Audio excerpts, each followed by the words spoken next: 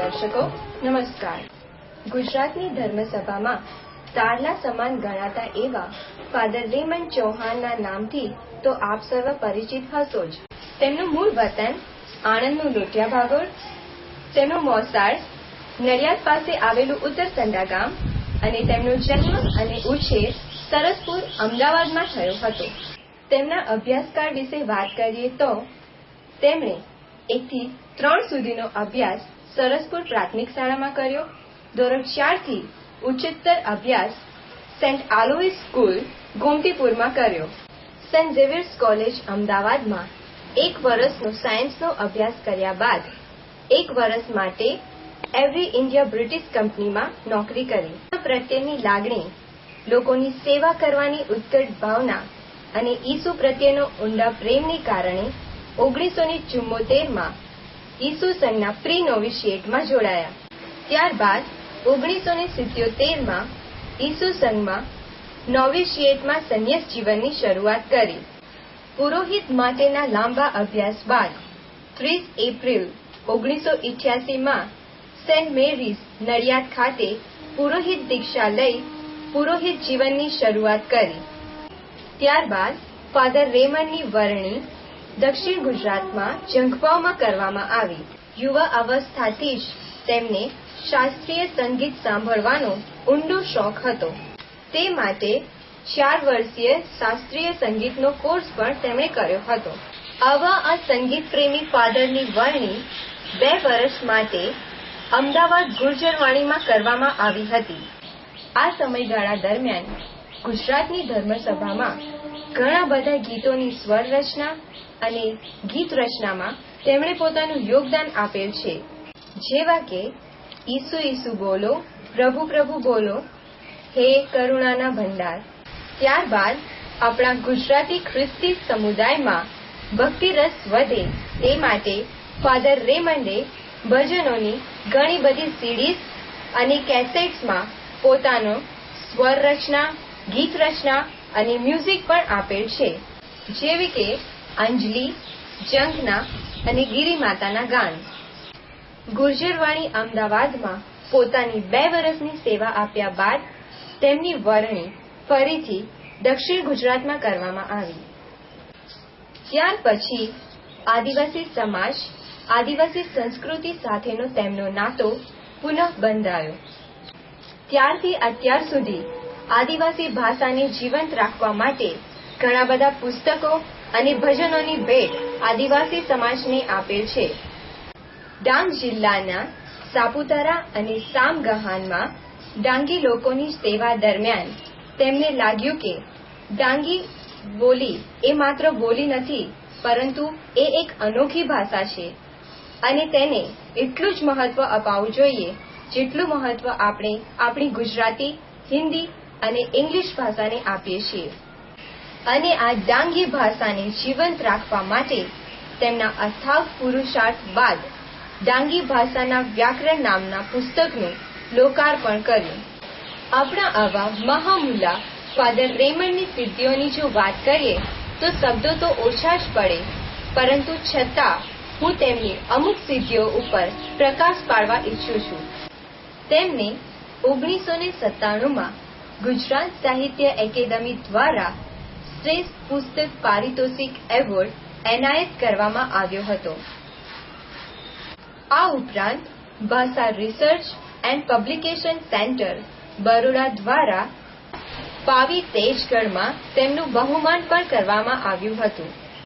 વ્યારા નજીક આવેલ માંડળના અખંડ જ્યોત ગામિત યુવા મંડળ દ્વારા ફાધર રેમન્ડને સવાયા ગામિતનું બિરુદ આપવામાં આવ્યું. તો ચાલો આવા મહાન પુરુષ ફાધર રેમન્ડના મુખેથી જ તેમણે જે પુસ્તક ડાંગી ભાષાના વ્યાકરણનું લોકાર્પણ કર્યું છે તેની વધુ માહિતી મેળવીએ. ભલા મિત્રો, આજે મારે ખરેખર એક દિલની વાત કરવી છે. દિલની વાત હું મારા દિલના આનંદથી કરું છું, કારણ કે આજે મને આનંદ છે કે આ આપણા જ આદિવાસી ભાઈઓ બહેનો જે ગુજરાતમાં જ રહે છે અને એમની ભલે અલગ માતૃભાષા, ભલે અલગ સંસ્કૃતિ છે, છતાં આપણે એમને આપણા પોતાના કરી શકીએ એ માટેનું આ પહેલું પગલું. મને લાગે છે ત્યાં સુધી ભાષા એક એવી વસ્તુ છે કે જેના દ્વારા આપણે લોકોના હૃદય સુધી, મન સુધી પહોંચી શકીએ અને માનવને ઓળખવો હોય, ભલે એ પછી મૌખિક પરંપરાનો માનવ હોય કે લેખિત પરંપરાનો માનવ હોય, એ માનવને ઓળખવો હોય તો આ એક સૌથી પાયાનું પગલું ગણાય, પહેલું પગલું ગણાય. અને એક મિશનરી, જેઝુઇટ મિશનરી તરીકે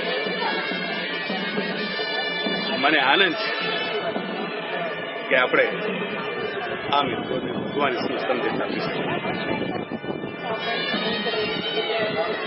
આમ જોવા જઈએ તો દુનિયામાં ઘણા બધા એવા છે કહેવાતા ઉજળિયા જે આપણા મિત્રોને બહુ ગણતા નથી અથવા તો એમની ગણના બહુ ઓછી કરતા હોય છે. જો એમની જ ગણના ઓછી થતી હોય તો એમની ભાષાની સંસ્કૃતિની તો વાત જ છે, એમને કોઈ પૂછે જ નહીં, ભાવ જ નહીં પૂછે એમ કે. પણ જે ઘડીથી હું આ પવિત્ર ભૂમિમાં આવ્યો તે ઘડીથી મને લાગ્યું કે કેટલી સુંદર, કેટલી અનોખી ભાષા, કેટલી અનોખી સંસ્કૃતિ. અને જેમ જેમ હું એમાં ઊંડો ઉતરતો ગયો એમ હું પોતે શીખતો ગયો. સૌથી વધુ જો લાભ થયો હોય આખી પ્રક્રિયાનો તો એ મને થયો છે, કારણ કે હું એમની પાસેથી શીખી શકીશ. માત્ર ભાષા જ નહીં, માત્ર સંસ્કૃતિ જ નહીં, પણ એમના જીવનના મૂલ્યો હું મારા જીવનમાં જોતો થયો છું. એક ખ્રિસ્તી કેથોલિક મિશનરી તરીકે જે ભગવાન ઈસુની પરંપરા આપણે પાડીએ છીએ અને અહીંયા એક આદિવાસી પરંપરા જે વર્ષોથી ચાલતી આવી છે, આ બેનો જાણે કે સંગમ થતો હોય. બંનેમાં કેટલા શુભ તત્વો છે અને એ શુભ તત્વો નાશ ન પામે, છિન્ન ભિન્ન ન થઈ જાય, વિલીન ન થઈ જાય, એ માટેનો આ એક નમ્ર પ્રયાસ કર્યો છે. અને આમ આ નમ્ર પ્રયાસમાં એમની સંસ્કૃતિમાં આવતી ઘણી બધી બાબતો, ભાષા ઉપરાંતની ઘણી બધી બાબતો આપણે બચાવી શકીએ. એમાં એ વિશેષ કરીને મને ભગવાને ભાષા સાંભળવાનો, એને હું શ્રુતિની સાધના કહું છું. જે સાંભળીએ, મને સંગીતમાં રસ છે, તે સાંભળવું પડે. સંગીતમાં માત્ર ગાવાનું જ ન હોય પણ સંગીત સાંભળવાનું, એટલે કાન સરવા, એટલે એમની ભાષા સાંભળવાનો જે લાહવો મળ્યો અને સાંભળતા સાંભળતા એમના મનને હું પારખતો થયો. એટલું જ નહીં, એમની ભાષામાં રહેલી જે વૈવિધતા છે, એમની લાક્ષણિકતાઓ છે, એમની વિશેષતાઓ છે, એ હું સમજતો થયો. હું તો એક નિમિત્ત માત્ર રહ્યો કે આ લાક્ષણિકતાઓ, વિશેષતાઓ જે ભાષાકીય છે એમને હું વ્યક્ત કરવા માટે એક નિમિત્ત માત્ર બન્યો કે જે એને લિંગ્વિસ્ટિક પેટર્ન્સ કહીએ, કે જે લોકો આગળ પ્રગટ કરવા માટે ભગવાને જાણે કે મને પસંદ કર્યો. અને આજે આનંદ છે, કારણ કે ગુજરાત ખાતે જો કોઈ એવી ભાષા હોય, સૌ પ્રથમ તો એ ગામિત ભાષા છે જેનું વ્યાકરણ કરવાનો લાહવો મને મળેલો. અને આજે લગભગ 15 વર્ષ પછી આ ડાંગની ભાષા, ડાંગી ભાષાનું વ્યાકરણ પણ તૈયાર કરવાનું, પહેલું વ્યાકરણ તૈયાર કરવાનો લાહવો મને મળે છે. એટલે હું ભગવાનનો અને ખાસ કરીને આ આદિવાસી પ્રજાનો, આપણા ભાઈઓ બહેનો છે એમનો, અને ઈસુ સંઘના બધા જ મારા મિત્રો, ભાઈઓ, મારા કુટુંબીજનો અને આજુબાજુ જે શુભેચ્છકો છે બહારની દુનિયાના, જે મને ટેકો આપે છે, પ્રોત્સાહન આપે છે, એ બધાનો હું આભાર માનું છું. અને આ ખરેખર એક જાણે કે ચળવળ શરૂ થાય, સંસ્કૃતિનું જતન થાય, સંસ્કૃતિની કદર થાય, સંસ્કૃતિનો પ્રસાર થાય, કે જેથી દુનિયાએ ઘણું આમાંથી શીખવાનું છે. અને એ શીખતા શીખતા આપણે પણ એક જાણે કે નવો વિકાસ કરવાનો છે. દુનિયા જે વિકાસનું મોડલ બતાવે છે એના કરતાં કંઈક અલાયદું મોડલ આપણે આદિવાસી ભાઈઓ બહેનો પાસેથી જાણવાનું છે અને જીવનમાં ઉતારવાનું છે. એવી શુભેચ્છા સાથે હું આપ સૌનો આભાર માનું છું.